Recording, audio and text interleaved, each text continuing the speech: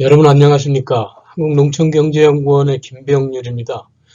저는 농산물 유통시장의 변화 전망에 대해서 말씀을 드리겠습니다.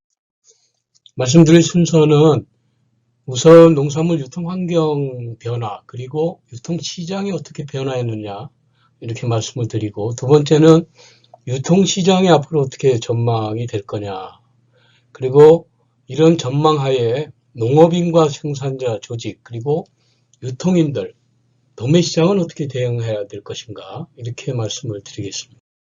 우선 농산물 유통 환경과 유통시장 변화에 대해서 말씀을 드리겠습니다. 농산물 유통은 여러분들 아시겠지만 생산자하고 소비자 사이에서 중간 유통인이죠. 그런 유통 주체들이 농산품을 거래하고 가치를 창출합니다. 그러면서 그 매출, 이익을 얻는 이런 유통 서비스 활동 과정을 농산물 유통이라고 합니다. 근데 지금까지 농산물 유통은 주로 옆에서도 알다시피 오프라인 도매시장 중심으로 유통 경로가 주류 유통 경로로 정착이 되어 있습니다. 우리나라 첨가물 유통의 한 53%에서 55%가 도매시장을 경유해서 소비지로 이렇게 출하가 되고 있습니다. 물론 이 외에도 그 대형 유통업체나 대형 수요처에서 산지 대량 구매 체계도 있습니다. 이걸 직매입이라 하고 벤더 납품 체계라고 합니다. 그러나 이런 것들이, 이런 오프라인 도매 유통 체계가 제가 보기에는 중장기적으로 변화할 것이다, 이렇게 예상이 되고 있습니다. 그리고 농산물 유통은 결국은 유통산업이 끌고 가고 있거든요.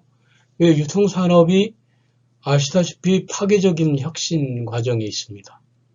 그러니까 그 유통을 지금 유통 4.0 시대라고 하는데, 과거의 자급자족 시대라든가 유통 1.0 시대입니다. 그리고 대량 생산해서 유통하는 유통 2.0 시대, 그리고 이 소매 유통이 다양화되는, 그리고 온라인 거래가 생기고 확대되는 이런 유통 3.0 시대를 지나서 지금 4차 산업혁명하고 정보통신 기술이 가속화되면서 이 유통 4.0 시대가 되고 있습니다. 그러니까 비대면 온라인 유통 혁신이 일어나고, 그리고 무인 점포 아시겠습니다만, 그리고 SNS 마케팅이라든가 이런 게 부상하고 온라인 오프라인 융합이 되고, 플랫폼 기반의 물류라든가 심지어 드론이라든가 물류 로봇을 이용해서 유통을 하는 이런 유통의 혁신이 4.0 시대가 되고 있습니다.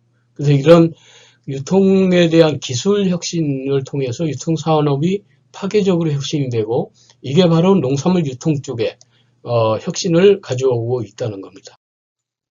그런데 이 농산물 유통에 영향을 주는 요소가 몇 가지 중요한 게 있습니다.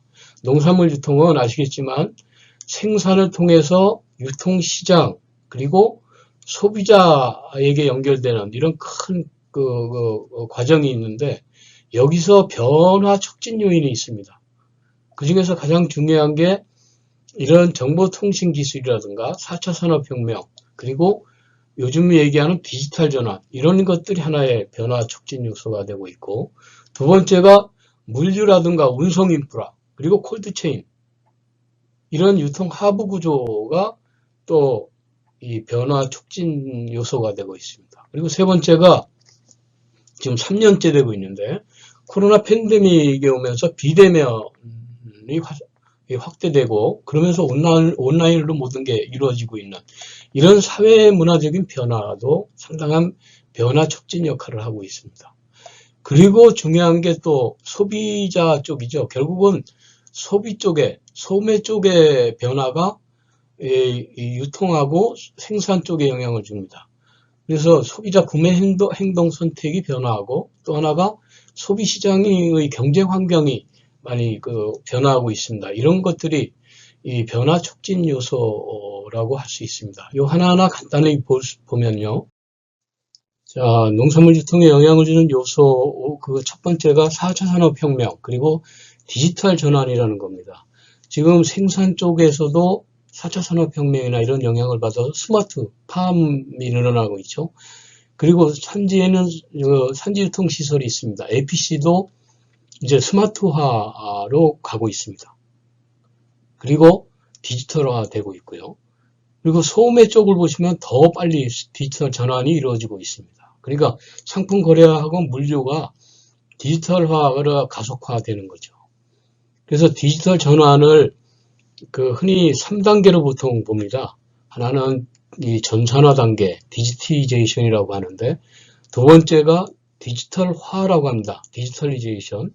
세 번째가 디지털 전환인데, 저는 디지털 변혁까지로 이렇게 그려봤습니다. 지금 이런 아날로그로 디지털로 변환이 되고, 그리고 업무 프로세스까지 디지털화하고, 나아가서 디지털 전환이 되면 새로운 비즈니스 모델까지 만들어지는, 그리고 사회 경제 구조가 혁신되는 겁니다.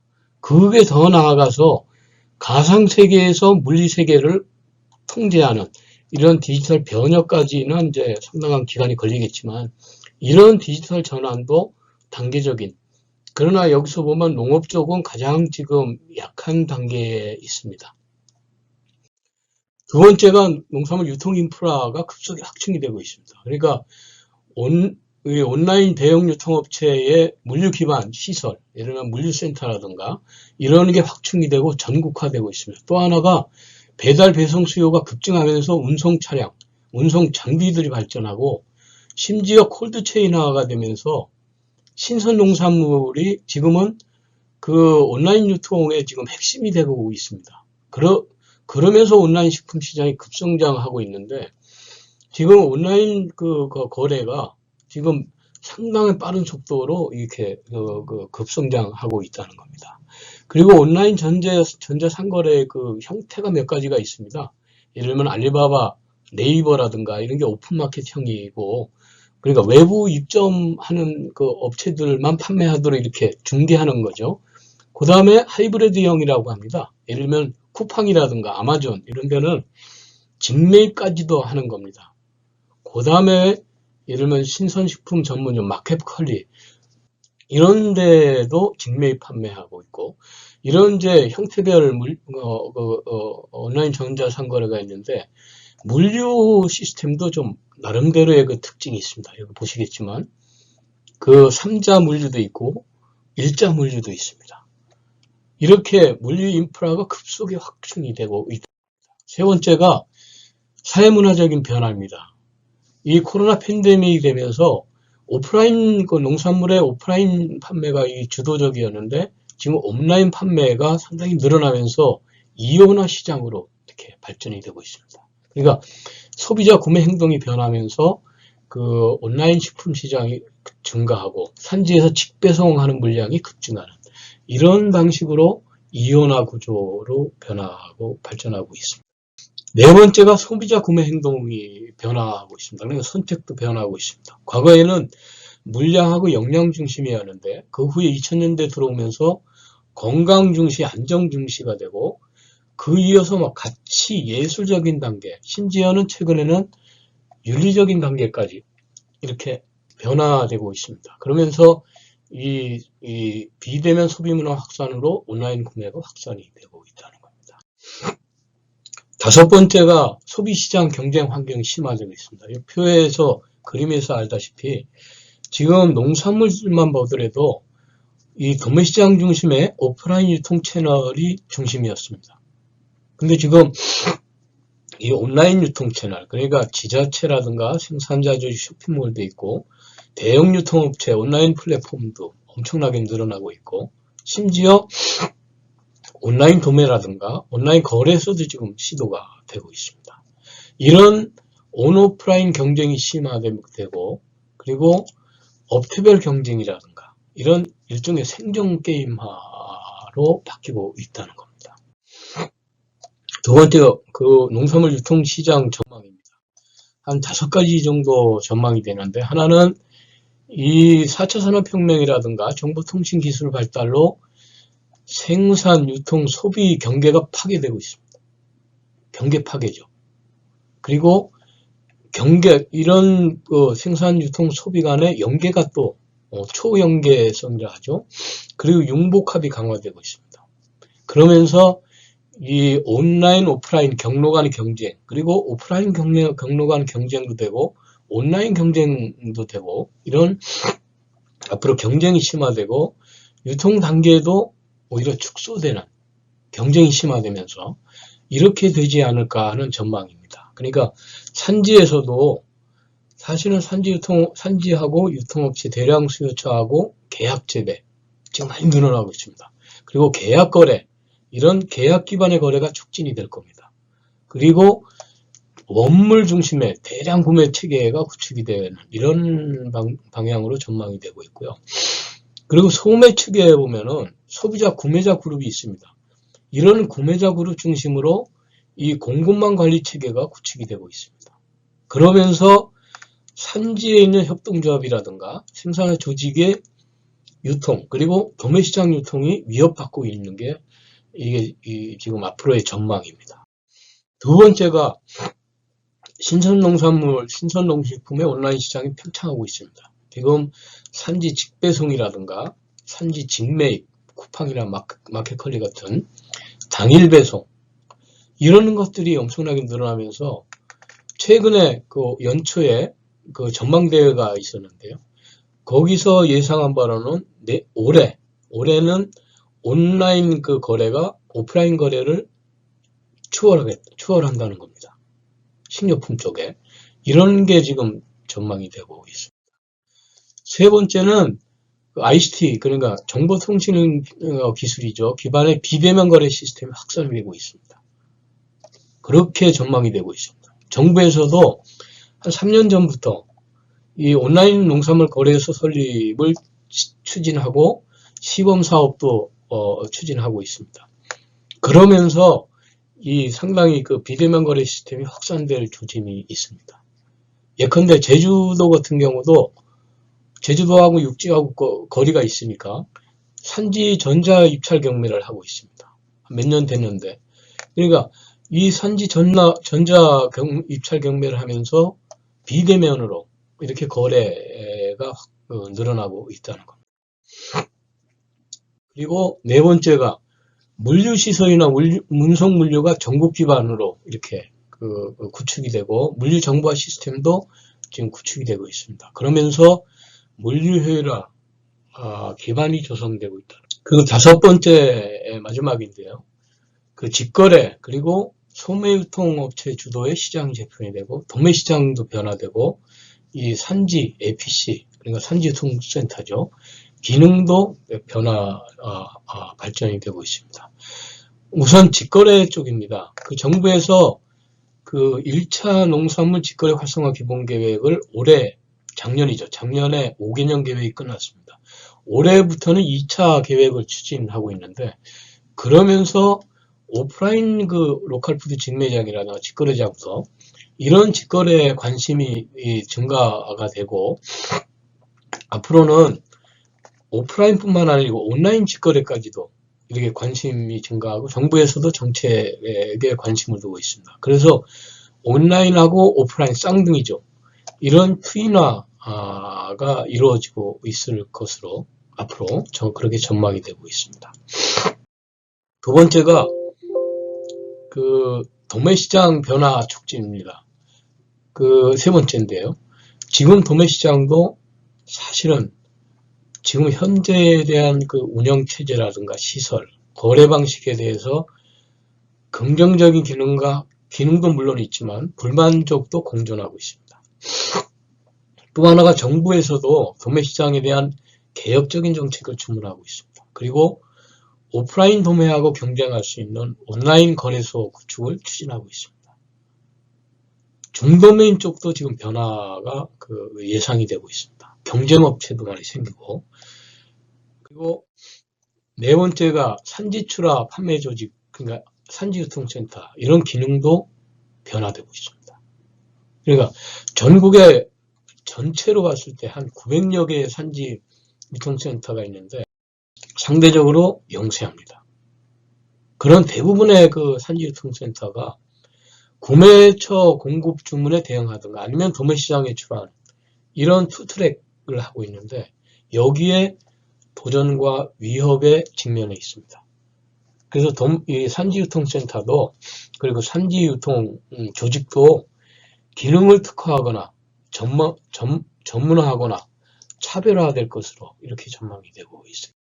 마지막으로 그러면 농업인이나 생산자 조직 그리고 유통인, 도매시장은 어떻게 대응해야 할 것인가 이거에 대해 간단하게 말씀드리겠습니다. 우선 농업인들이 있는데요. 농업인들은 물론 영세한 농가라든가 시민농가들은 사실은 로컬푸드 직매장 선택이 유리합니다. 오히려 농업인들은 생산을 전문화해서 기업화해야 된다고 봅니다. 그래서 농업인의 판매 농산물도 거래처, 거래 경로, 거래 방식도 선택을 해야 됩니다. 예를 들면 온라인 직배송이라든가 도매시장 출하, 그리고 농협 개통 출하, 그리고 계약 재배라든가 이런 방식들, 여러 가지 방식들을 선택하고 사실은 거기에 대해서도 책임지는 그런 농업인이 돼야 되지 않겠는가 그렇게 봅니다. 또 하나가 생산자 조직도 이제 APC인데 이 그동안 소비지 주도의 그 공급망 관리라고 합니다. SCM이 이렇게 지금 위기적인 여건이 조성이 되고 있는데 산지에도 생산자 연합이 필요하고 공동 판매, 공동 계산 조직이 필요합니다. 그러니까 산지에서도 판로 관리를 하는 이런 전략, 그러니까 소비지 쪽에 판로 관리하는 거죠. 예를 들면 도매시장 판로라든가 대형 유통업체 판로라든가 온라인 판로라든가 이런 것들을 선택적으로 대응하는 이런 그 대응 전략을 가져가야 된다고 봅니다.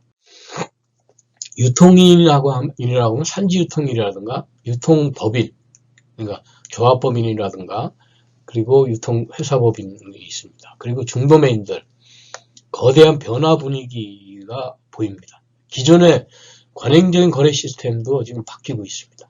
그래서 이 유통인도 전문화나 특화돼야 되고 자기 기능도 차별화돼야 됩니다. 그래서 타겟 마케팅이라고 하는데 목표 시장 전략이라고 하죠.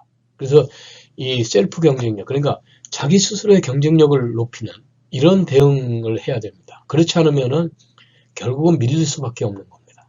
그래서 이 산지유통인이라든가 유통법인은 전문 벤더 기업으로 이렇게 그 경쟁력을 높여야 되고 중도매인들 지금 상당히 도전적일 수가 있는데 이런 기능도 재정립하는 그런 식으로 이 대응을 해 나가야 된다고 봅니다.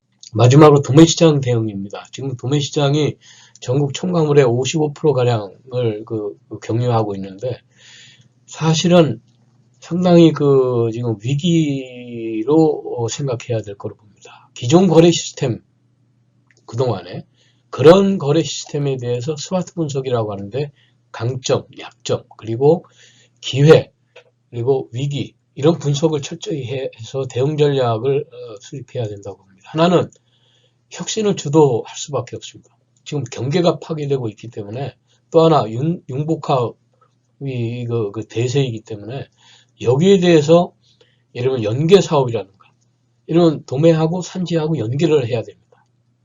그리고 수직적인 수평적인 결합을 통해서 혁신을 주도할 필요가 있겠다고 봅니다. 두 번째가 오프라인에서 머무르면 안 된다는 겁니다. 온라인까지 해서 사업을 쌍둥이 사업을 하는 겁니다. 트윈화 사업이죠.